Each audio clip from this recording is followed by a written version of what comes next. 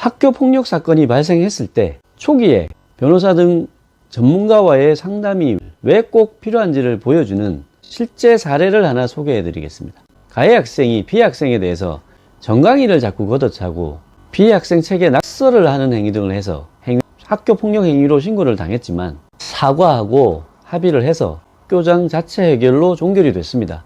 그런데 한 달이 채 지나지 않아서 다시 가해 학생이 등교시에 머리를 삼에 때리고 정강이를 여러 차례 걷어차고 또 쉬는 시간에는 다리를 걸어 넘어뜨리고 하교할 때도 정강이를 또 차서 다시 학교 폭력 행위로 신고가 됐고 결국 학폭이 심의가 이루어지게 됐습니다. 이와 같은 상황에서 가해 학생 학부모 쪽에서는 가해 학생이 장난삼아 한 행동이고 그 행위 자체가 위험한 도구를 사용하거나 항해가 발생한 건 아니니까 아주 경미한 정도로 생각해서 진지한 사과나 화해 노력을 전혀 하지 않았습니다.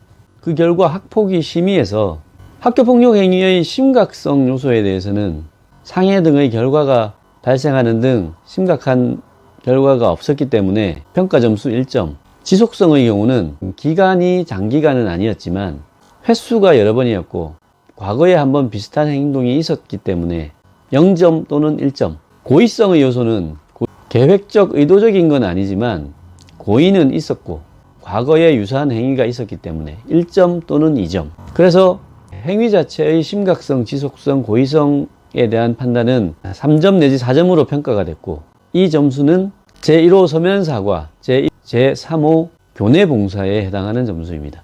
그런데 가해 학생 측에서 사과 노력이나 화해 노력을 거의 하지 않았기 때문에 가해 학생의 반성 정도가 낮음으로 평가돼서 3점, 가해 학생과 피해 학생의 화해 정도에서도 낮음으로 평가돼서 3점. 그래서 결국 5가지 기본 요소의 합산 점수가 9점 내지 10점에 해당돼서 제4호 사회봉사 9시간의 조치 결정을 받았습니다. 만약 사건 발생 초기 또는 늦어도 학폭위 심의 전에 선행 학교 폭력 행위가 있었다는 점, 그리고 비슷한 행위가 수차례 반복됐다는 점 등을 고려해서 4호 이상의 조치 결정이 나올 수도 있다. 따라서 피해자에 대한 진지한 사과와 피해 회복 노력, 그리고 화해 노력을 꼭 해야 된다. 이렇게 진단을 받으셨다면 종합 점수가 4호에 이르는 점수는 절대 나오지 않았을 것입니다. 그래서 결국 1호 내지 3호의 조치 결정을 받을 수 있었는데 그럼 3호 학교 봉사와 4호 사회 봉사는 그렇게 큰 차이가 아니지 않나요? 이렇게 얘기하실 수도 있지만 아닙니다. 굉장히 큰 차이가 있습니다. 영재학교나 특목고 등의 상급 고등학교 진학을 희망하는 경우 또는 전형을 통한 상급학교 진학을 희망하는 경우 또 고3과 같이 대학 입학 전형을 앞두고 있는 경우에는 학교폭력 조치 결정사항 기재가 그 전형에 필수적으로 반영되도록 되어 있기 때문에 이 입학 전형의 당락을 좌우할 수 있는 중요한 요소가 될 수 있습니다.